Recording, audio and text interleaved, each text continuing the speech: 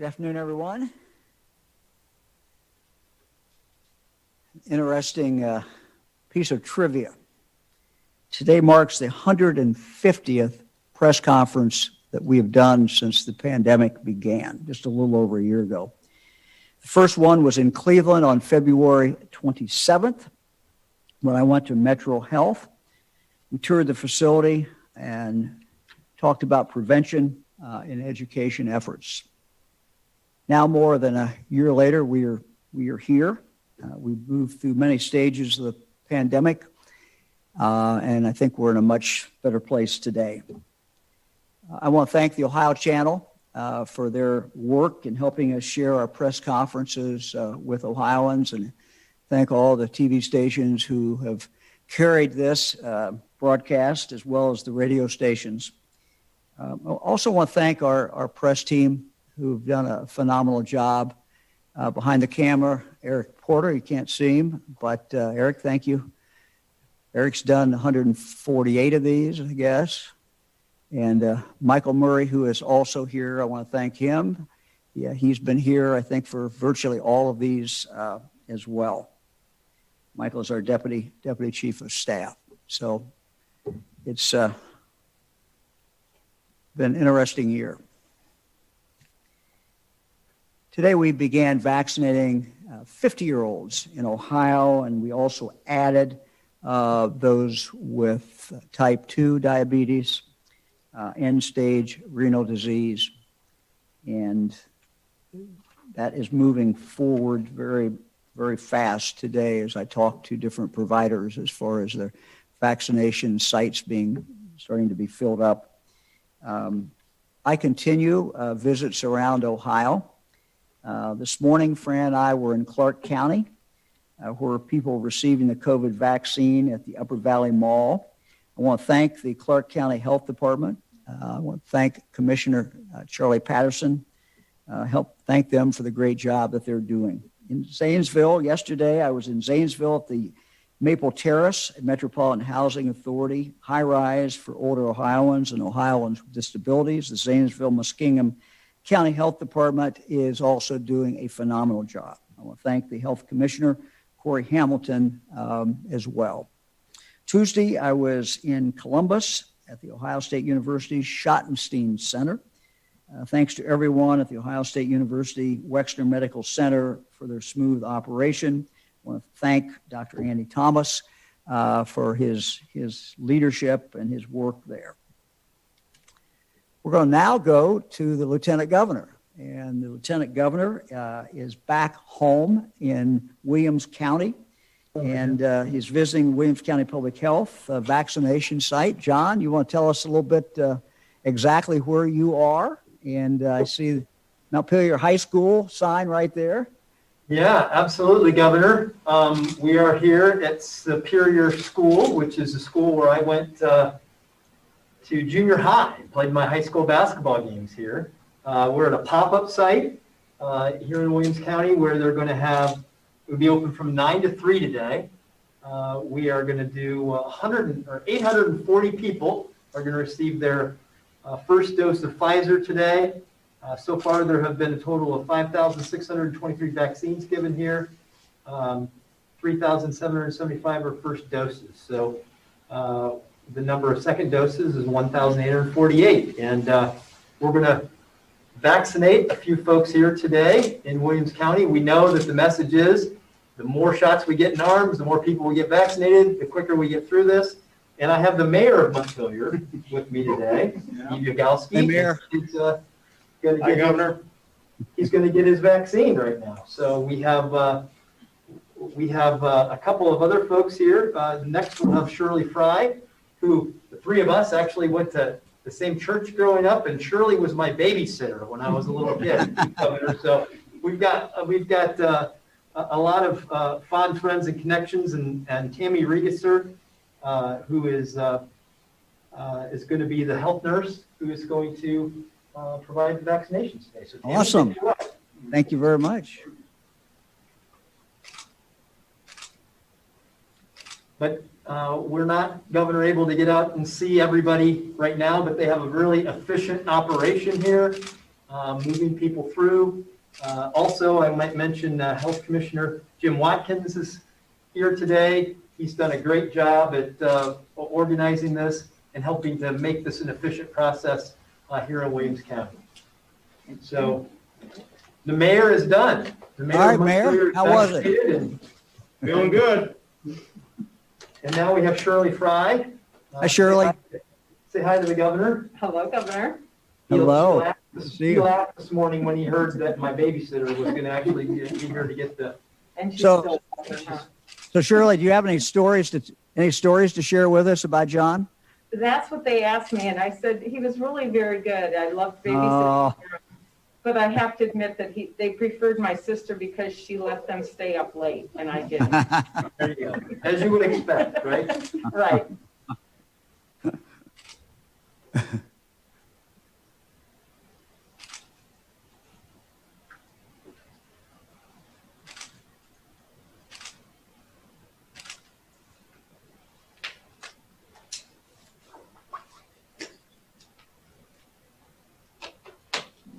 Well, great. And Governor, we have one more person to get vaccinated, and that's me. I finally qualify. We got my age band, so I'm going to get my vaccine and do my part. So to get this thing behind us. That's great.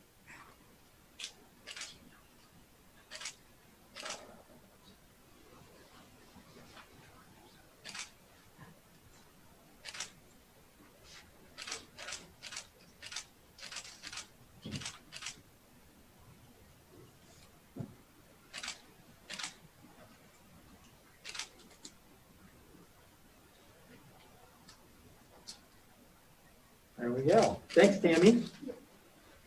So, Governor, we've got 3 more down on our road to get everybody who is willing to get vaccinated today throughout the course of this time frame that we have. And I will tell you that we've done many of these on our news conferences where we got tested with the swab in the nose and then we get the needle in the arm. And the needle in the arm is a lot more pleasant than the swab in the nose. I'll say that. So. Yeah, that was my experience as well. So, well, great. Mayor, thank you very much. And Shirley, thank you. And Jon, thank you. And Jon, we'll be back to you in a few minutes. Great. Thanks, Governor.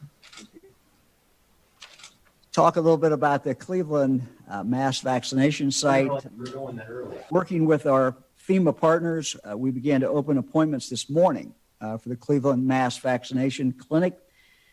That site begins on March 17th, next Wednesday. Already today, more than 17,000 Ohioans have registered to get their vaccine at the site. We've been working with community partners to ensure that traditionally underserved members of our community have access to the vaccine if they choose to get it. It's like everyone else, if they choose to get it. Our goal is to make it accessible for every Ohioan. This site will be open for a number of weeks, and many more appointments will be available during the coming days. We encourage Ohioans to continue to check the website regularly because more appointments are being added in partnership with FEMA. So they're off to a good start already. Let's turn now to nursing home visitation. This week, the federal government announced new national guidelines for nursing home visitation. They clearly state that facilities should always allow responsible indoor visitation for all residents, regardless of vaccination status of the resident or of the visitor. Of course, there'll be some exceptions to this, such as when a facility is experiencing an outbreak of the virus. The bottom line is that these new guidelines emphasize the importance of every nursing home resident receiving a vaccine. As the federal pharmacy program wraps up, we're implementing our vaccine maintenance program to ensure new nursing home residents and employees, or those residents and employees who previously declined getting a vaccine, they're going to have another chance. They'll have continuous chances to get that vaccine. We know that the physical separation which our loved ones who are in nursing homes that the COVID has caused has really taken an emotional toll on many, many people, on the residents, on their friends, their families. These new regulations just issued by the federal government are certainly a step closer to return to the way things used to be and the way that we want them to be. Ohio Department of Aging Director Ursel McElroy is joining us to talk about these new rules. So again, Director, new rules, new guidelines from the federal government just out this week in regard to our nursing homes. You want to explain a little bit more about those guidelines? Absolutely. Thank you, Governor. This is certainly a sign that we are on the road back after quite a long year. So I'll take a few minutes to discuss some of the highlights of the federal guidance and what it means for Ohio's nursing homes. As you stated, essentially, facilities should allow responsible indoor visitation at all times for all residents, regardless of vaccination status of the resident or visitor. There are some exceptions and when visitation would be limited. So I want to walk through those.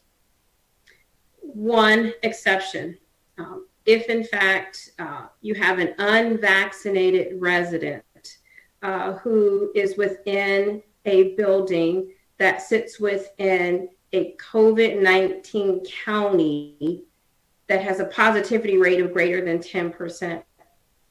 And also within that building, if less than 70% of those residents in that facility are fully vaccinated. So essentially, what we're saying here and what CMS has said is that if you have a building that's in a county where we have a lot of spread, and if within that building we don't have a high percentage of residents vaccinated, those residents that are not vaccinated would not be in a position to have visitors.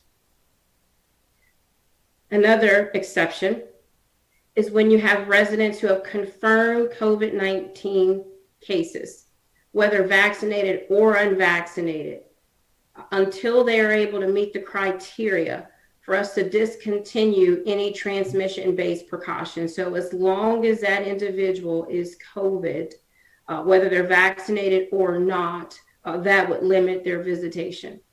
And then those residents who are in quarantine, again, whether vaccinated or unvaccinated, until they meet the criteria for release from quarantine.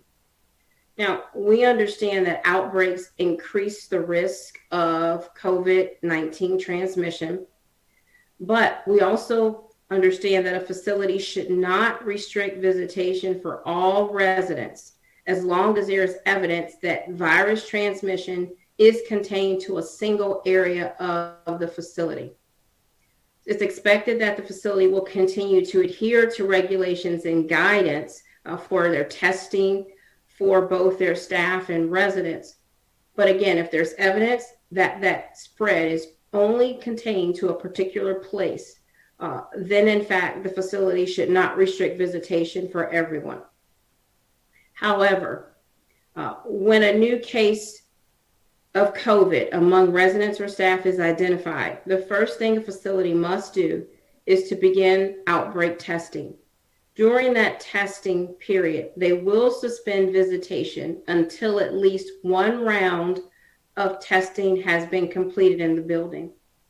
When they've completed that one round of testing, visitation can resume based on the following criteria. If that first round of testing reveals no COVID cases in other areas, just one area, then visitation will resume in those virus-free areas. However, if during that testing they determine that there is COVID in multiple areas of the building, at that point they will have to suspend visitation for the entire building. I do want to take a moment, sir, if I could also to stress again that the facilities and the visitors will have to continue all of the good infection prevention and control practices they've used throughout. It's also important to note that in addition to everything I've stated, I want to remind everyone that compassionate care visits are always allowed, regardless of even the exceptions that I just outlined. And if you feel like you're not being allowed to visit your loved one, please contact our Office of the Long-Term Care Ombudsman. That's at 1-800-282-1206. So, Director, I'm going to be honest, I find this complicated. And I suspect that other people will find it complicated as well. So where can people go? And again, these are federal CMS regulations. And I think one of the things that's sort of been missed during this time is how much the federal government is controlling through their regulations throughout this pandemic, the visitation procedures. They really set the broad guidelines that we have to follow. We might fill in the blanks a little bit, but they set the broad guidelines. So if someone wants to look this up, if you have somebody out there who's watching has a loved one in a nursing home, and they say, I'm not really sure what all that means, where can they look this up? Absolutely. So we post everything. They can go to one of two places. We always post everything at coronavirus.ohio.gov. So again, our normal site, coronavirus.ohio.gov, as well as aging.ohio.gov. So you'll have resources that help to clarify some of the federal guidance, as well as provide you with resources for the ombudsman should you need assistance advocating for visitation. And I would just say, like a lot of things in healthcare, it's always good to, if you have a loved one in a nursing home, someone needs to be their advocate. And if you think there's a problem with visitation in that nursing home, somebody needs to become the advocate for visitation with that particular individual. And the more you know about it, the more you can look it up and understand what your rights are. That's great. If they don't understand their rights, who do they call, Director?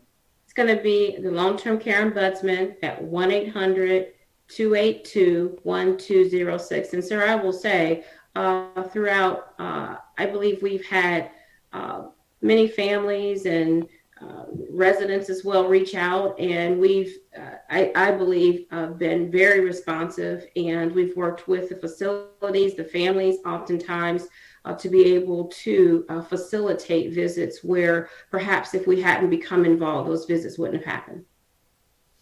So let me just maybe summarize, and you tell me if this is right or not. Basically, visitation is allowed. There may be some exceptions. Those exceptions may depend on what is going on in that particular nursing home, or it may depend on if there's a lot of spread going on in the county in which that nursing home is physically located. Absolutely. That is correct. That is correct. And sir, we have also posted as well on our website. We try to keep our website updated so that people also have a good understanding of exactly where that particular facility is in relation to positivity and what sort of visitation they can have at this point. Okay, and you showed me some charts today. Are any of those charts up? Is the one chart maybe up that people could see it? Not today, but if they could see it. I don't know if you have it, Eric, there or not. Yeah, has that been up? Okay, you had it up. I couldn't see it. That was up. Okay, that's good. And these who's in red, who's in green, that's going to change by the week. The other thing I would add, while we're still on nursing homes, is this. If you have a loved one in a nursing home and they have not been vaccinated, they still can get vaccinated. If you are a new employee in a nursing home and you've not been vaccinated, you can get vaccinated. If you are an older employee, longtime employee, or you've been in the nursing home and you said before, no, I don't want the vaccine, but now you've said, I want the vaccine, they will get you the vaccine, because we have a program to get vaccine into every single nursing home. And so as we move along, we want to make sure that we continue to be able to vaccinate anybody in that nursing home, employee or a resident who wants that. Director, let me turn real quickly. if you could tell us now, let's switch to the broad topic of assisted living. So let's go from the nursing homes. Now let's go to assisted living. You want to talk very briefly, if you could, capsulize, where are we with visitation in assisted living? Absolutely. So I'm glad you asked, because it is important to make a distinction between the different types of long-term care facilities, who their residents are, and what that means for safe visitation. We just finished talking about nursing homes, which we refer to as skilled nursing facilities. And often those residents do need the highest level of care, and they are subject to the federal guidance from their Centers for Medicare and Medicaid Services, or what we call CMS. Our assisted living facilities are not subject to that same federal guidance, but they should be allowing visits under our Ohio order. It is expected that these facilities allow visitation whenever possible to ensure good resident physical and mental well-being. They can do this by following the safety standards we've set forth in our order. And so, again, if you're not having visits in your assisted living facility, I would again encourage you to reach out to our ombudsman. And we are changing the order and going to be allowing visitation in assisted living in people's rooms. So very excited about that. We're excited about that, and we've had that request, and we're going to do that. So that will be coming. Again, if there's a problem with that, you can always call the omnibus person, and we'll try to run that down for you. Director, thank you very much. Thank you, sir. Thank you. Eric, let's go look at the data for the day. Cases, you can kind of see how they're going up a little bit and then down. But again, they're below the 21-day average, which is good. Hospitalizations a little bit above. ICU admissions a little bit down from there. We'll go to the next one, Eric. 88 counties ranked by high occurrence. So this is the chart that we've been showing you for some time. And again, it is try to level things out between counties based on population. It measures the amount of COVID for the last 2 weeks per 100,000 population. So it evens everybody out, and then we can take a look at that. And if you recall, we set the state goal. If we can get statewide below 50, then we'll be able to take off the health orders. We have ways to go, but I'm going to show you in a minute that we've really made some progress here. But let me look at this. The white counties. The white counties are counties that are now below 100.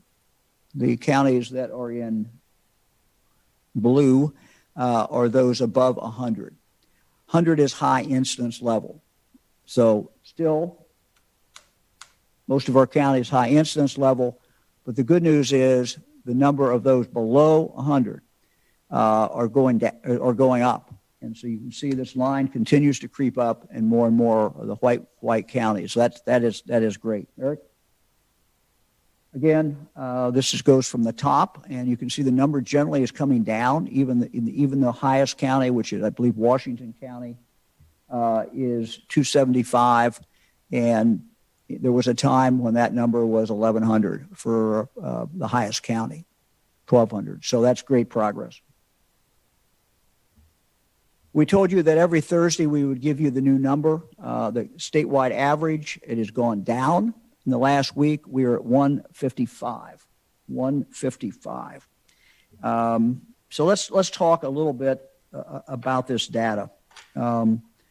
The number of counties below the high incident threshold, as I said, continues to drop, and so do the number of new cases across the state of Ohio. Last week, we were a little below 180 cases per 100,000 in that 2-week period throughout this for the whole state of Ohio. As of today, it's gone from that a little bit below 180 to 155. That is great progress. This is still a highly elevated level. It's above what the CDC says is high incidence level, but the data is certainly trending in the right direction. So now we're going to look at a new chart. and this is a chart that I asked our team to put together. This shows the statewide average of cases per 100,000 residents for a 2-week period since March of last year. You will see that our peak was at 845 in mid-December. Today we're at 155. And let me go through, Fran went through for me, pulled some of this data just a moment ago, and I'm going to read by month. And this was in May. At May we were at 43. June we were at 46 statewide. By July it had gone up to 114. August it was 70. September 75. Then we start taking off. October, and these are all the latter part of the month. So September, it's September 23rd, we were at 75. By October 28th, we were at 200, and then by November 25th, around Thanksgiving, we were at 750. Then in December 16th, we were at 845. And then January 20th, we were at 620. February 10th, we were down to 340. And now, March 10th, we were at 155. So nothing is guaranteed when we're dealing with the virus, but Ohioans have done very well, keeping the mask on, doing what we need to do. This number continues to come down, and I'm very, very hopeful that we will continue to see that occurring. Let's go to the hospitalizations. We had a little blip yesterday, day before yesterday, I guess. It went up a little bit. But the trend line, it did jump here quite a bit. But we're down to 908. So the trend line, the overall trend line is still good. Let's go to our old traditional alert map. You'll see some changes. We're also seeing more counties move off of red in the advisory system. This week, 9 counties are moving from red to orange. Those are Adams, Darke, Guernsey, Harrison, Knox, Morgan, Preble, Putnam, and Van Wert. They're primarily moving down because their cases per capita have all dropped below the high incidence level of 100.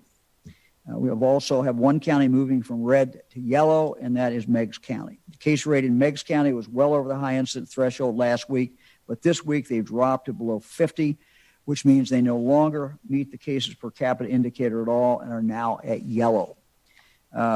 We do have a bit of upward movement. Holmes moved to orange. This is because their cases per capita increased from just under 50 to about 60 this week. It's a small difference, but it does mean they go back to orange for this week.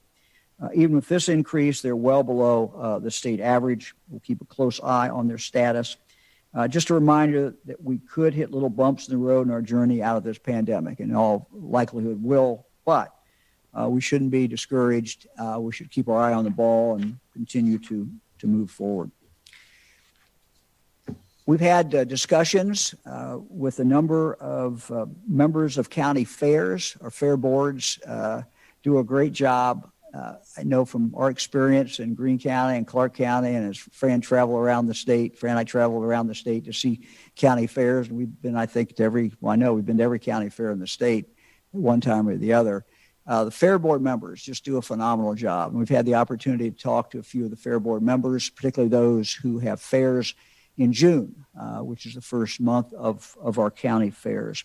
And based upon what we are seeing now, some of the data that I just shared with all of you, it's our anticipation that we will be able to have full county fairs this year. So we're very, very excited about that. We are issuing today the fair guidance. People will be able to take a look at that. And really just the quick summary of it is that the fair will be able to go on. There'll be some limitation in the grandstands that we have talked about before, about 30%. Social distancing will be required. The other main thing is that we're asking the fairs to have signs throughout the fair in regard to mask wearing, and mask wearing will be required at the fairs. That's the way it looks today. It certainly is possible that by the time we get to the second month of fairs, or even possibly the first month of fairs in June, we may be off the health orders. We don't know. So we just hope things continue to go well. But what we wanted to do and what we were requested to do by the county fairs is to tell us if the fair would be starting today, what would be the guidelines. And so the guidelines that we have put out are those guidelines. They could change in the future, but we wanted to give fairs an idea of how they'll be able to start their county fair. So let me jump over some of this, and let me go and just say festivals, parades, graduations, proms. We will within the next week be issuing guidelines for these. The good news is we are going to be able to do them this year. This year is a better year than last year. We have the vaccine. We're on offense. We're moving forward. We just have to continue to move forward, to keep our mask on, keep defense at the same time we've got offense. I've received requests in regard to spring high school sports. Spring high school sports in regard to who has to be quarantined. The good news is spring sports are basically outside, and that makes things better. And we're also seeing better numbers, as we just talked about. So we're announcing today that students are not required to quarantine because they've had an incidental exposure to COVID in a classroom. Those kids who we've said for the last few months, if they're in a classroom, everybody's wearing a mask, they're exposed, they do not have to quarantine from school. But the order was that they would have to quarantine from extracurricular activities, from sports and other things. What we're saying today is no longer will they have to quarantine from those sports as well, from those sports or those extracurricular activities. So, Dr. Vanderhoff, you want to kind of give us the quick background on the rationale for this decision? I think it's very good news for anybody who's got kids in sports, spring sports, and we're moving forward. Doctor. Yes, indeed. Thank you, Governor. As you noted, our K through 12 student athletes have two very important factors working in their favor as we head into the spring. First, most of the time, they're outdoors or in facilities that can open doors or windows to allow enhanced ventilation. That really reduces the risk of COVID transmission. Secondly, and perhaps most importantly, our K through 12 students have an outstanding track record of wearing masks and following safe practices in the classroom. The benefit of these measures in our classrooms, as everyone I think will recall, was clearly demonstrated by the Ohio Schools COVID evaluation, which we completed towards the end of December at the height of our largest surge. And that was affirmed by another study from Mississippi published in December, on December 18th by the CDC. So this allows us to be confident that a student who is currently not required to quarantine for a school-based exposure is at very low risk and can continue to participate in organized sports activities as long as they remain symptom-free and follow all the applicable sports guidance. Now, there are also times when our student athletes might have an exposure outside the classroom that requires them to quarantine. In considering that quarantine, we and the CDC recognize that a quarantine period shorter than the traditional 14 days may actually improve compliance by making it easier for people to complete. The new guidance today will also allow our K-12 student athletes who have some other exposure, again, likely outside the classroom, to end their quarantine after day 10 without testing or after day 7 following a negative test collected on day 5 or later. This, of course, now provides our student athletes access to the same 10 and 7 day quarantine options that we announced some time ago for most other Ohioans. And as you said, Governor, this is, of course, very good news for our student athletes. But there's steps we can take because our students are doing such a good job with masking, distancing, and other safe practices. And because so many of our teachers, coaches, parents, and other adults are similarly adhering to safe practices and lining up to get vaccines. And Doctor, I think that's coming out. We'll make sure that schools will be able to get that. Is that coming out today? Yes, it is, Governor. We'll be issuing that along with our usual collateral guidance later today. Okay, great. So schools can take a look at that and parents can take a look at that, and we're very happy about that. Testing remains important. We talk now about vaccinations all the time. We think about that as we try to get vaccinations out to Ohioans throughout the state. But the testing, as long as this virus is here, we still have to continue to test. So I want to talk about some opportunities for testing. And the state has been involved in purchasing some testing. We announced that some time ago, but I want to revisit this because we're making this available to a number of different locations in the state. These are real tools that can be used to knock the virus down. They can also be used to determine, who has it, who does not have it, and just make better rational decisions. Testing remains a critical tool for identifying the virus and slowing its spread. Our strategy continues to rely to a great deal on that testing. 2 weeks ago, I talked about an investment the state has made in rapid at-home antigen testing, partnering with Abbott and EMED. This partnership and the availability of these at-home tests are changing what COVID testing looks like, because you can literally pick up a test, take the test home with the assistance then of a telehealth proctor, and get the results very, very quickly. These are 4 key initiatives that are making rapid tests more accessible for Ohioans. Let me start with the first one. Federally qualified health centers, relied upon by many Ohioans. Our first initiative focuses on our ongoing partnership with our federally qualified health centers. Since December, we have provided federally qualified health centers with more than 150,000 rapid tests that can be administered right on site at these clinics.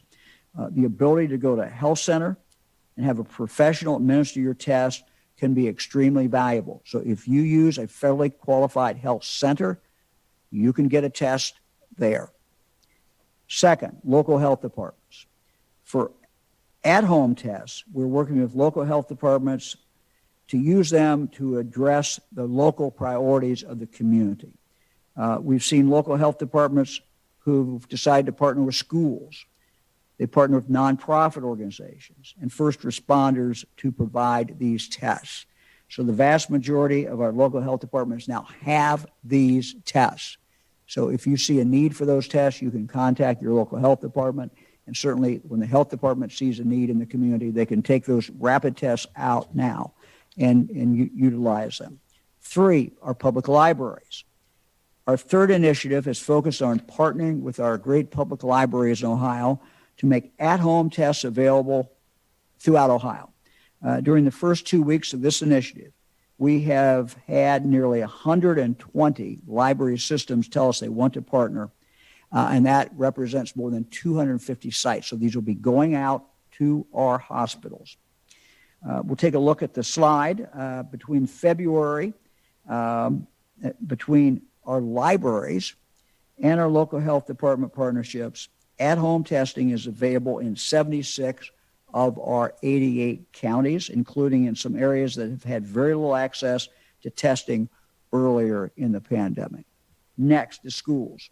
Finally, I'm announcing today that we plan to make rapid testing available in our K-12 schools as well.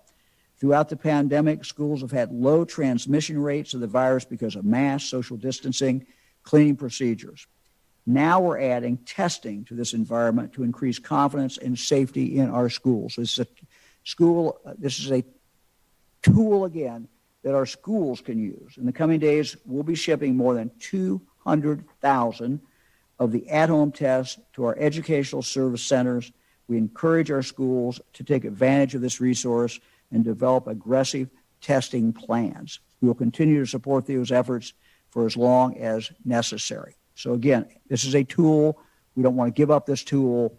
These are opportunities, 4 different examples of opportunities where these can be used in the community.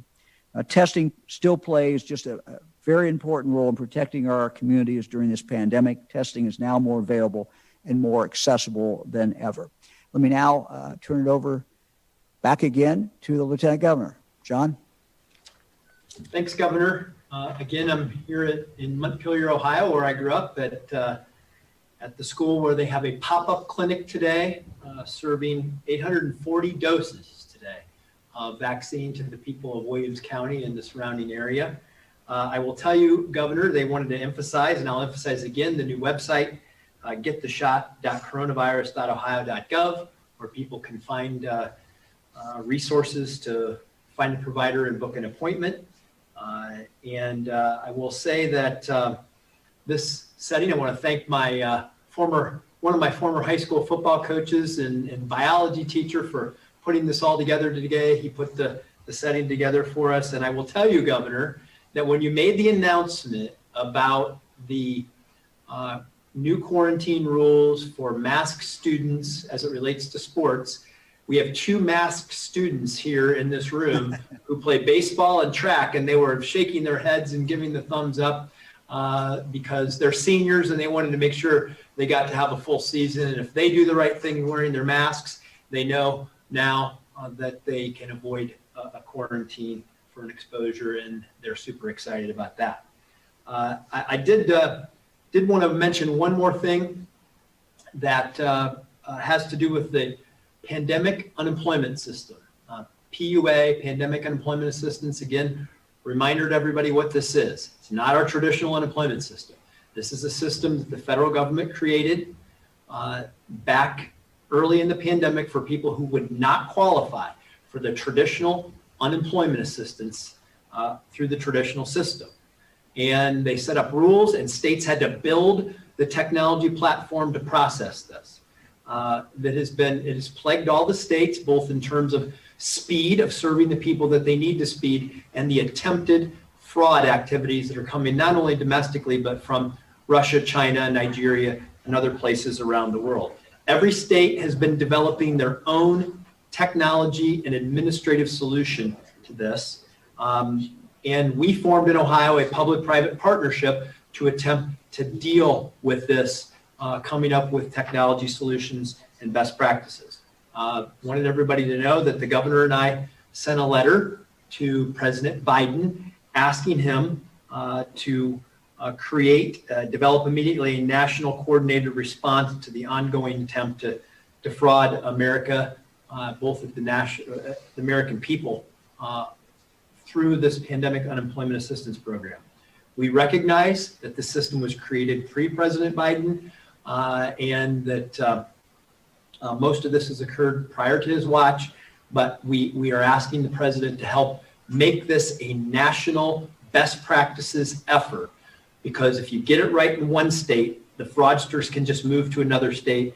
We think we have a good plan that we're building, but we know that the country would benefit by having a coordinated effort, and so we've asked President Biden to lead an effort to make that happen. And I just wanted to make sure that the media and people who have been following this story understand what we're looking for and how we want to participate in helping inform that national conversation on best practices from the things that we're trying to do here in Ohio.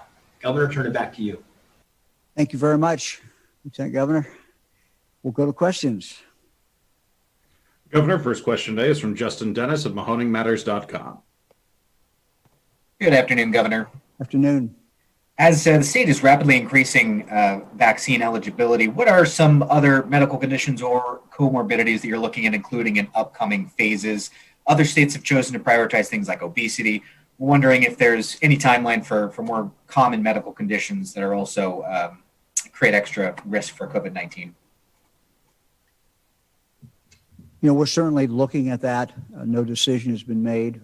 We think we'll be, since we just today opened 50 and above, and you're seeing how the slots are filling up pretty quickly. We don't anticipate opening another slot for a number of days, but we'll see how that works out. We are in the process of really looking at this from what we've tried to do all along is to figure out, how we can cut down on potential deaths. 50 and above is about 98% of the deaths that have occurred. So 98% of the deaths in the state of Ohio have occurred from those individuals who are 50 and above.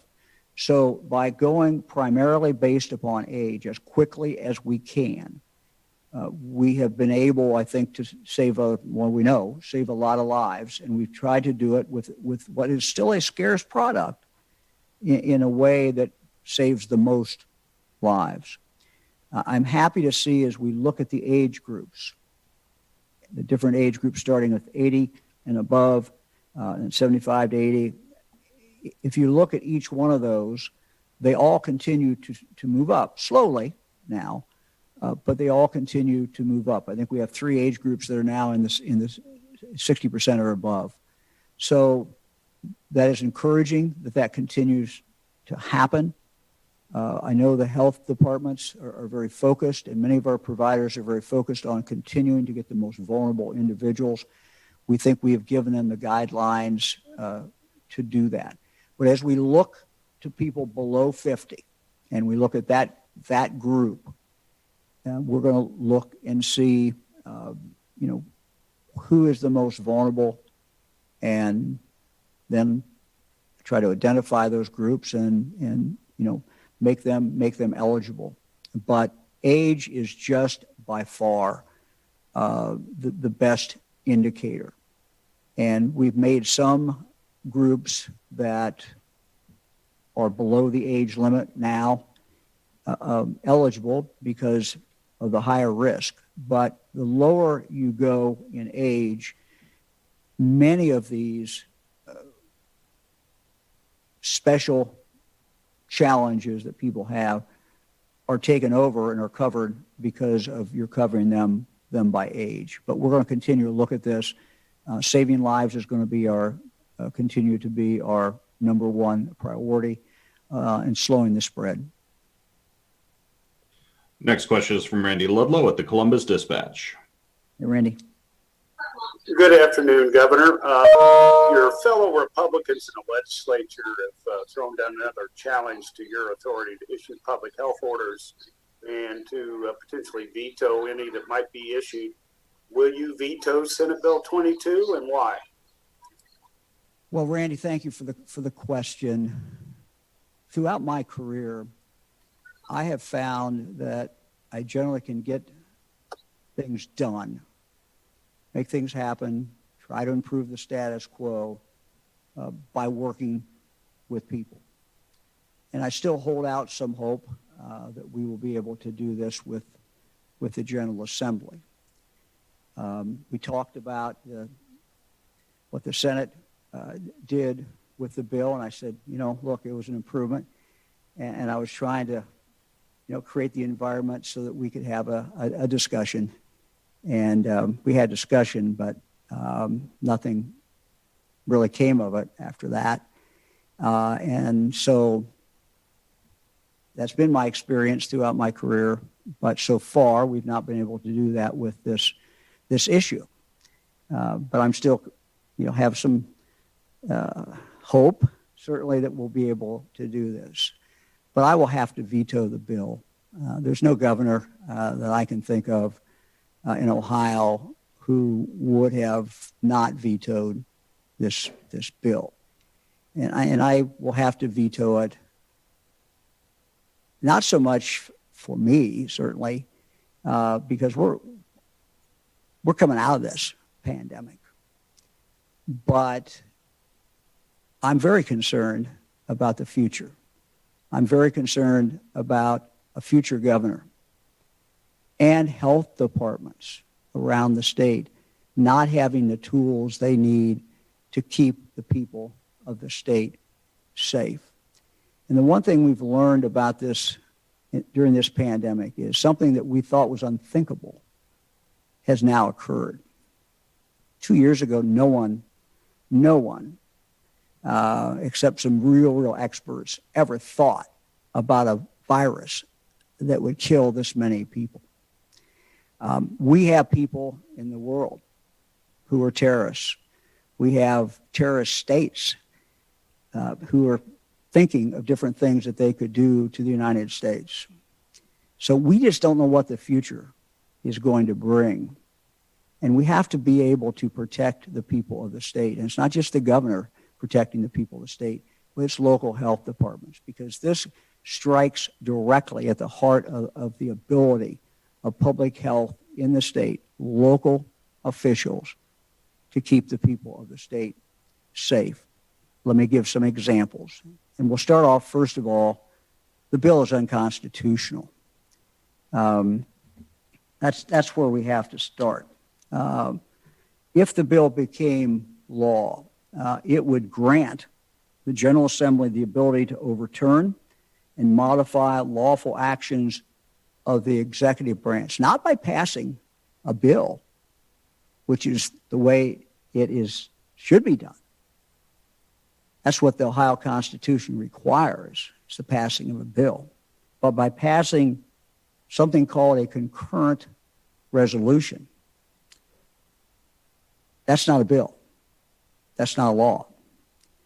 Further, second point about the constitutionality, the bill clearly violates the separation of powers. And we'll have more about that in my veto message to the public and to the General Assembly. Let me talk about a couple specific examples.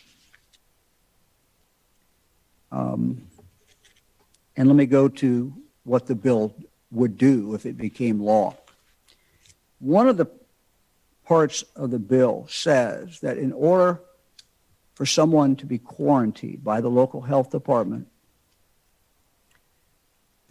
that person must come into direct contact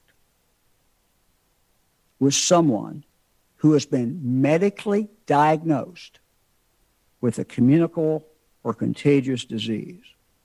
So for the local health department to be able to quarantine, and keep in mind, we've not done this during this pandemic, but someone who must be able to show that someone has come into, that person who is going to be quarantined has come into direct contact with someone who has been medically diagnosed with a communicable or contagious disease. So what does that mean?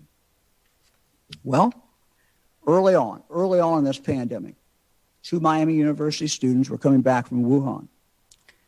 And this was when the outbreak was going on over there. They flew in. They came back to campus. Now, they were very cooperative. They did everything that the Butler County Health Department asked them to do and the Miami University asked them to do. They quarantined. They waited the time. Tests were done. Took a while for tests to come back, but tests came back, and it was found that they did not have it, thank God. But let's suppose that they did have it, and let's suppose they were not cooperative when they came back. And let's suppose they just said, hey, we're going to go about our business. They could have contaminated hundreds and hundreds of people on Miami University's campus with devastating results in Butler County and throughout the state of Ohio, because you never would have been able to prove that that they had come in contact with somebody who had been medically diagnosed. Absolutely impossible. Well, let me take another one. And again, not far-fetched at all. Ebola, there's outbreaks of Ebola now in Africa. Different locations, different places. I had a conversation with Dr. Vanderhoff about this 2 or 3 days ago, about Ebola. And although we don't see danger now, but it's there. It is in these countries. So let's say somebody comes into the United States and we find out that they have come from the infected area of one of those countries. Do we really want that person to be mixing with society, possibly, sealing the medical fate of hundreds and hundreds of people? This bill would say that local health department could not stop that person from doing that. Couldn't stop someone coming in from a foreign country, coming from an infected area. Look, it makes no sense. I could go on, and we will have further examples. But the only thing I can think is that members of the General Assembly just, did not take this all the way through to the ramifications it would mean for the safety of their fellow citizens in the future. And the unknown, when the unknown becomes the known, when the hypothetical becomes real, the local health departments and the governor have to have the ability to move very quickly to save lives. So this is not about me. This is about the future and saving of lives. And it would be absolutely irresponsible for me to do anything but veto this bill. Next question is from Mike Livingston at Gongwer News Service. Yeah, hi, Governor. Kind of staying on that topic, the House broadened the scope of this bill quite a bit earlier this week. How much more concerned are you with this becoming law in its final form than you were prior to the events of this week? Yeah. Thanks. Well, yeah, Mike, thank you. The bill got worse, and I just really, I don't think members of the General Assembly, it was changing. Things were added, the crippling of local health departments' ability to do things. And we'll have more and more examples, and local health departments will have examples.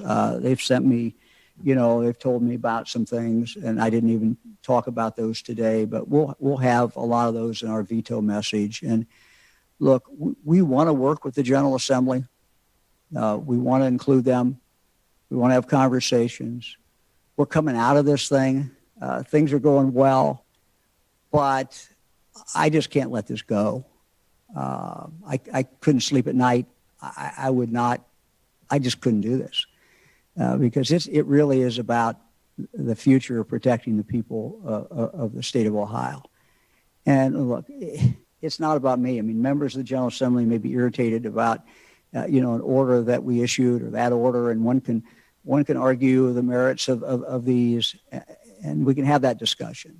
But to strip away essential power that might be needed in the future to protect lives and to save lives is just, I cannot accept that. Next question is from Tom Jackson at the Sandusky Register. Hey, Tom. Hi, Governor. Governor, my favorite sport, baseball, starts up in just a little bit more than 2 weeks. Do you expect to be able to ramp up the allowable attendance pretty quickly if things continue in the same direction? And by the time we get into the summer, do you think we'll be able to have full capacity crowds in the baseball stadiums? Yes and yes. Look, if this keeps going, we can move forward. Minor league baseball does not start until May 4. Major League Baseball is April 1. And, I think things are going to look better by even April 1, but certainly by May 4th, we may be beyond, the limitations that we've imposed now. So I look forward to a full ballparks this summer at some point, and I just don't know when that will be, but things are going to get better. They're continuing to get better. And we control this future. We're vaccinating people. Encourage anybody who is thinking about getting vaccinated. If they need a ride, give them a ride, whatever they need, help them out to get vaccinated. The more people we get vaccinated, the faster we get them vaccinated, the better off we're going to be, and the sooner we're going to move to full ballparks. Next question is from Jake Zuckerman at the Ohio Capitol Journal. Hey, Governor, I wanted to get back to Senate Bill 22. Among other pieces of that bill you mentioned, it would actually end the current state of emergency that you declared about a year ago, 30 days after taking effect, so somewhere around 120 days from now. Would that have any practical effect right now if that declaration were no longer present?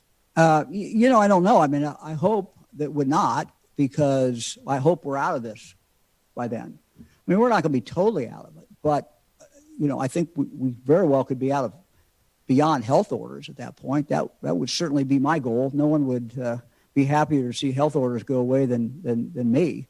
So, yeah, I think we could be well out of that.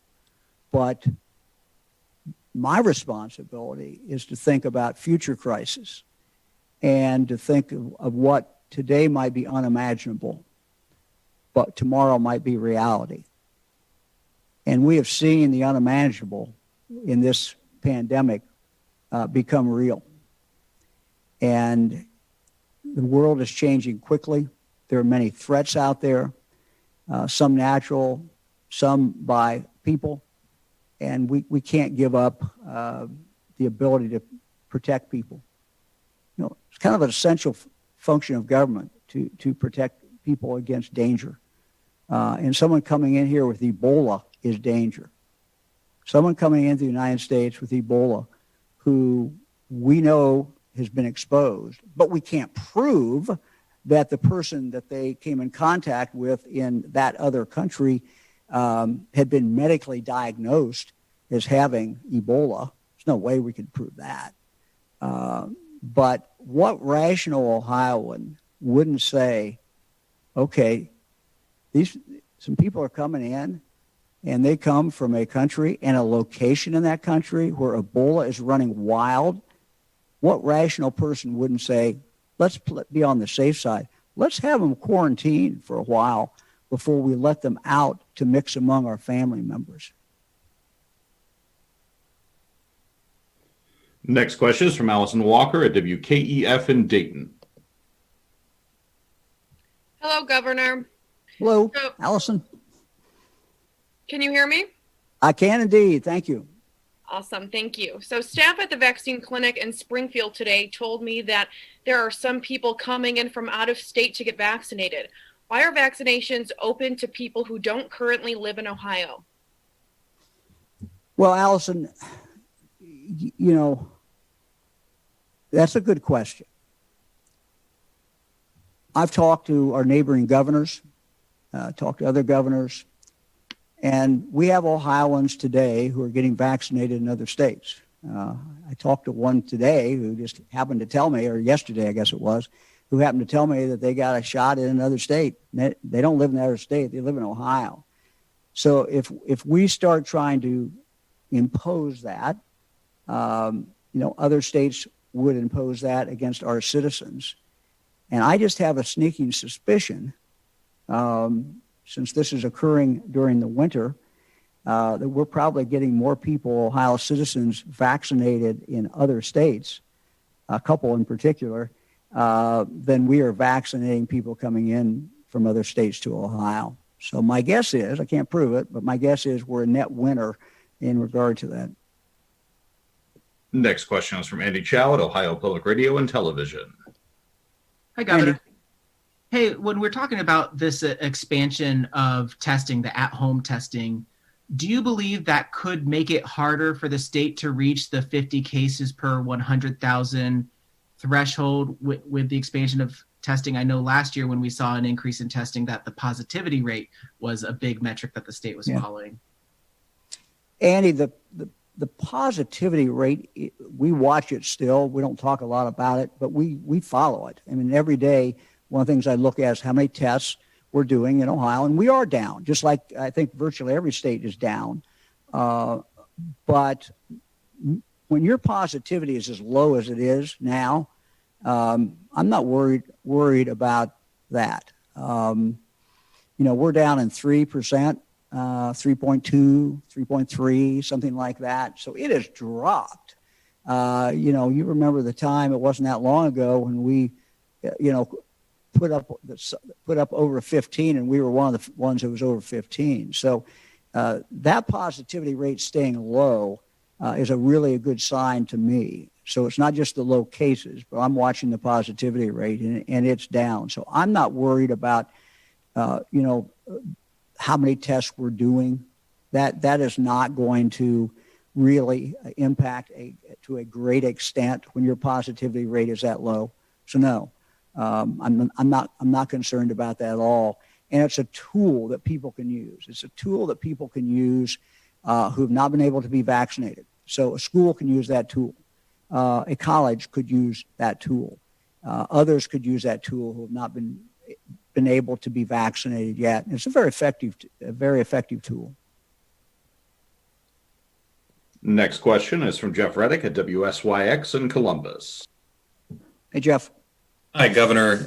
You've said unequivocally here that you believe SB 22 is unconstitutional and that you'll veto it. There appears to be plenty of energy to override that veto in both House and Senate. So if it's unconstitutional, is a legal solution or challenge for you a possibility? Is it worth that going to the courts? Well, I think we should first have I think we first have a discussion about this. We're going to have a little while here where we can have the opportunity to have a public discussion about what's in the bill, what it would do, what the ramifications are. And I'm just convinced that, when reasonable people look at this bill and listen to local health departments, that they're going to look at that and say, well, we didn't really mean to do that. That's not a consequence we wanted to have. I would also add, and we'll talk more about this, but this is just a bill that encourages litigation. It encourages litigation, and will change, how universities, for example, have to deal with frivolous lawsuits. So this is a bill that encourages frivolous lawsuits. And I know that that's not something this General Assembly is interested in doing. And again, as we look at this further and as people have a chance to reflect on it, I think they'll see that it's going to encourage a lot of lawsuits and encourage frivolous lawsuits. Next question is from Matt Wright at WJW in Cleveland. Hi, Governor. Many Ohioans are, of course, anxious to make plans and looking forward to an end to the health orders. Last week here in the Cleveland area, you said you're hoping to see full ballparks maybe by July 4th. Earlier today, you said the orders might end as soon as June. Have your experts given you a timetable? At this point, when do you expect we might reach that incidence rate goal to end health orders? No, Matt, the one thing we've learned throughout this pandemic is we can't really predict. You can listen to the experts and they can tell you what they think is probably going to happen, but I can't stand up here and come up with any kind of dates, and there's no expert that I'm aware of in the country that can. We don't know what this variant's going to do. We know it's multiplying. We know it's more contagious than what we've had before. What impact that has. At the same time, we're frantically and very systematically vaccinating people very quickly. Yesterday was over 50,000 people, first doses. So all of those things can't really be, people can't calculate how all those things coming together. We've not had the vaccine before, nor have we had this variant before. So we don't know how that's going to play out. So, we can be cautious. We can say we think we can do this because people are asking us, what can we do? Can we plan for a prom? Can we plan for graduation? Can we plan for this and that? And we try to tell them the best we can based on what we know today. But setting a date would be kind of an irresponsible thing to do, and I can't do that. Next question is from Andrew Tobias at cleveland.com. Andrew.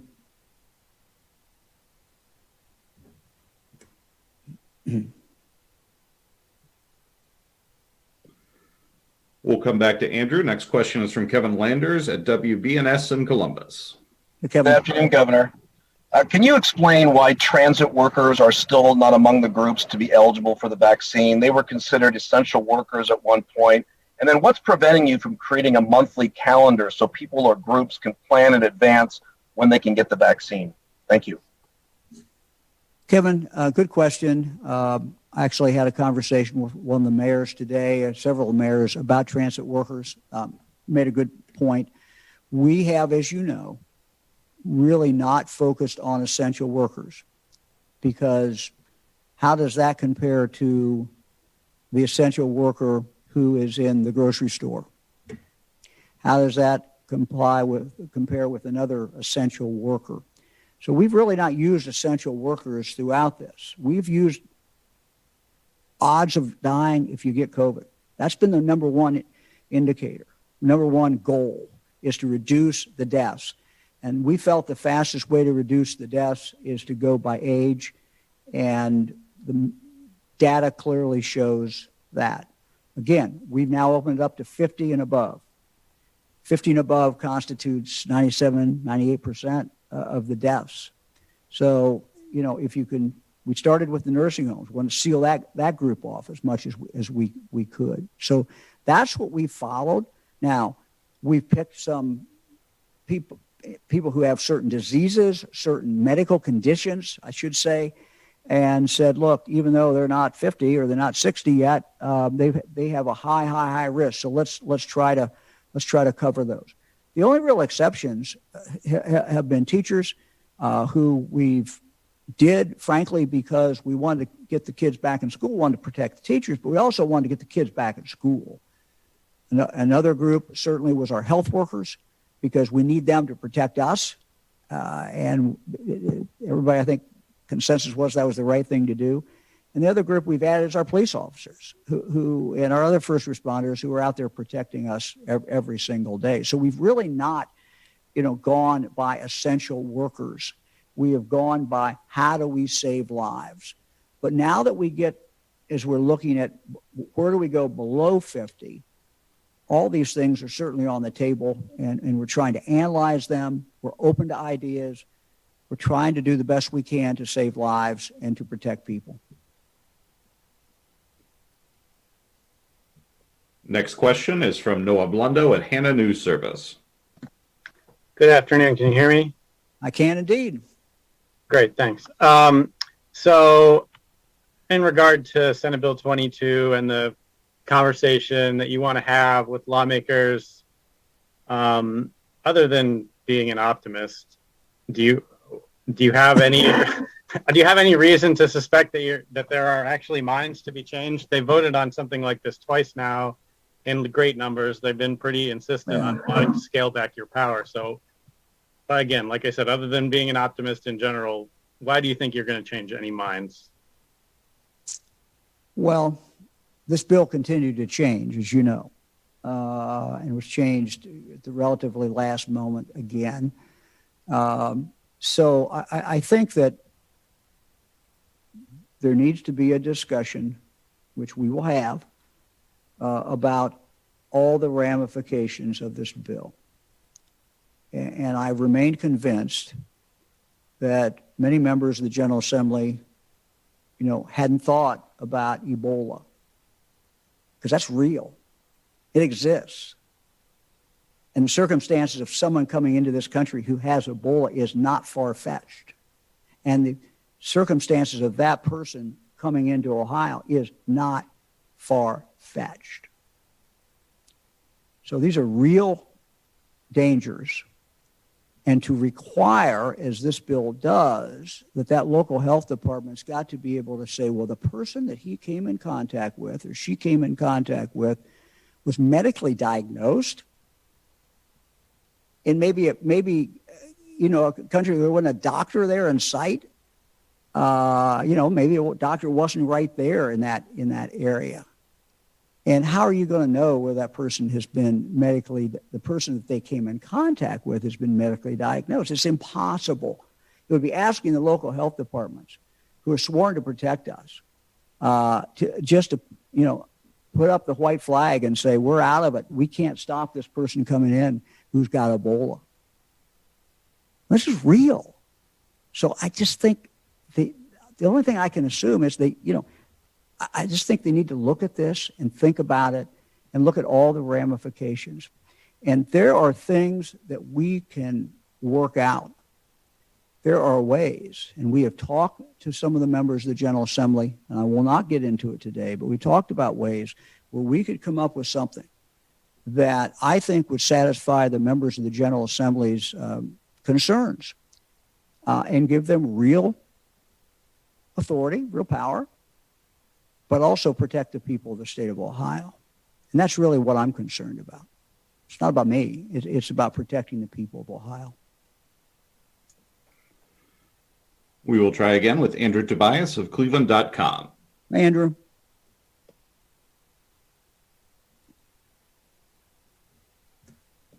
I think Andrew's having audio issues, and he'll submit his question in writing in a moment. But until then, we will go to Jesse Balmert at the Cincinnati Enquirer. Hey, Jesse.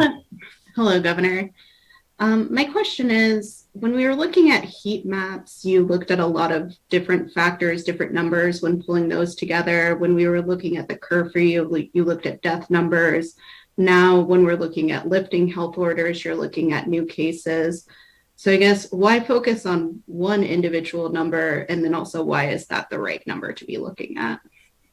Yeah, I'm going to go to Dr. Vanderhoff. He was very instrumental in working this. Obviously, I approved it. I thought it was the right thing.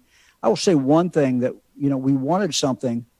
We kept hearing from the General Assembly. We heard from the public very understandably, give us a marker, give us a measure. Tell us when we can get out of this. Tell us when we get back to our totally normal in the state of Ohio. And so, we just looked at everything and felt that this was really a good measure. And I think as I showed on the chart, if you look at the cases going way, way back, and I think that chart was very instructive, it tracked pretty well when we were having big trouble, and it tracked pretty well when we were having not as much trouble. Dr. Vanderhoff? Well, yes, Governor, thank you. And I think you said it very, very well. Ohioans really understandably want to get their lives back to normal, but they have asked us over and over again for a mile marker, something that they really think could be understandable and a clear signal that our vaccinations are having enough of an impact that we really can back away from a lot of the mandatory restrictions that we've had in place. And, as we looked at the numbers, the best leading indicator, the one that really seemed to point toward us arriving at that place was this metric of cases per 100,000. It's a measure that we and the CDC have been tracking from nearly the very beginning of the pandemic. And as we looked at how that measure has performed over time, it appeared to be a very reliable indicator of when the virus was either expanding, spreading, or when it was contracting. And we looked at that in the context of multiple other measures. There are other measures that I think are important ones, but they tend to be lagging indicators. This really was that mile marker that people were requesting that we felt we could have the most confidence in. Andrew Tobias at Cleveland.com has submitted the following question. We have readers who are wondering when they may be eligible for the vaccine. The next time you expand eligibility, will you reduce the age incrementally again, or might you just open it up to everyone? Well, I don't think we're ready to open it up to everyone. I think when you do that, you're basically saying we're either that close to the end on the age, or you're saying we can't really practically define other groups that are more likely to die than others.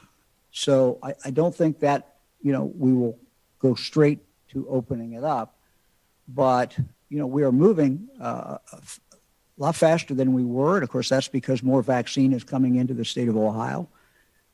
We anticipate to be sort of the same amount for the next few weeks, but then, into April at some point, we would expect to see those numbers go back up again, even further. So this is moving, and we're going to try to continue to get the vaccine out and make it as many sites as we can, many opportunities as we can. Our health departments are working very hard, and I know some of our other providers are to dig down and to make sure that that person who's living at home and can't get out. I was talking to Charlie Patterson this morning, for example, in Clark County, and we were talking about how do we reach the one person who's at home, and they're doing it. It's not easy, it's not fast, but we have a moral obligation to get this vaccine in the arms of every single citizen in Ohio who want it, every single one. And so we will continue to focus on that every day. And it's taking an entire community, the entire state to do it. Whatever county I'm in, it's a lot of different people, a lot of them volunteering. We saw today the doctor that delivered several of our babies, and he was in Clark County. He's retired, but he's still doing volunteer medical work, and he was there putting shots in people's arms. I mean, it's a lot of people like Dr. Billings who just are making a difference, every single day. Next question is from John London at WLWT in Cincinnati. Hi, Governor. We hope to see you down here in Cincinnati for a visit sometime soon. Coming soon, John. Thank you.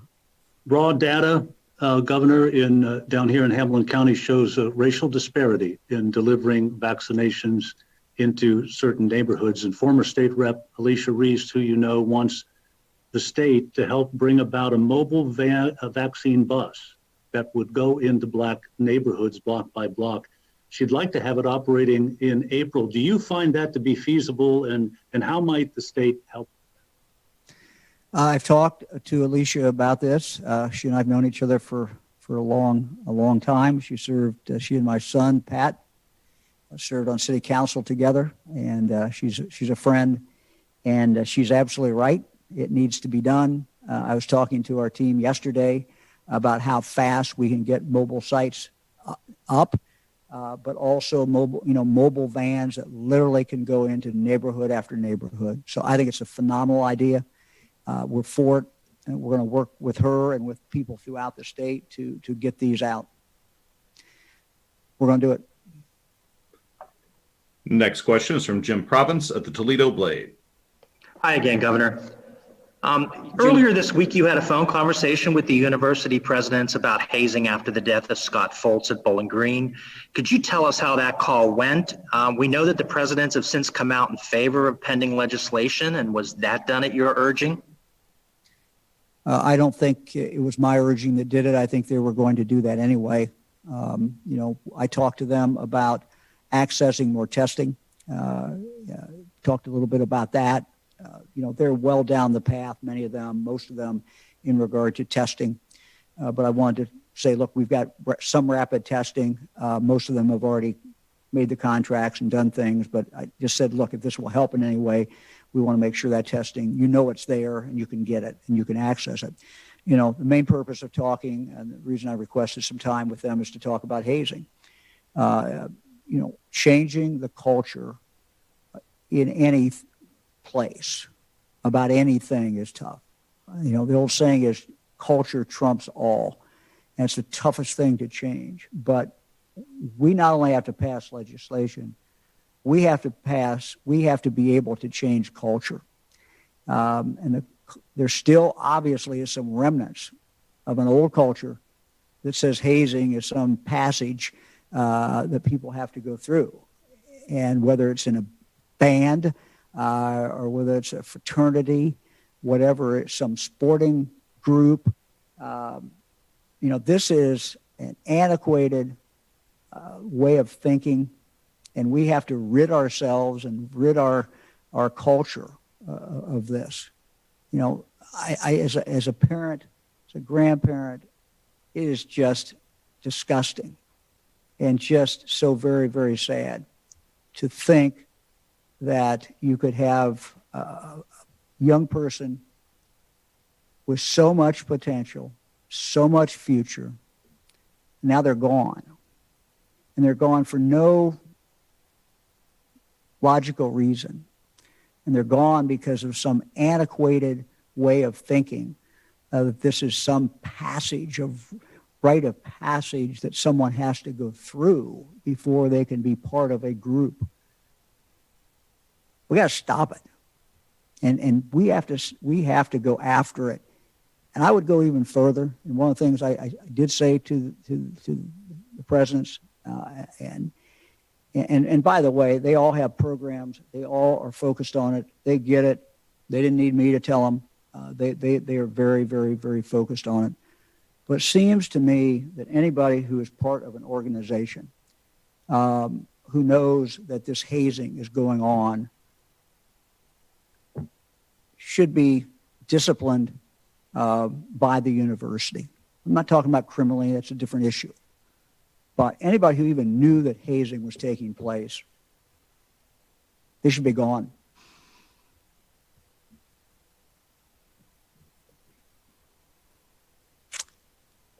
I want to thank everybody.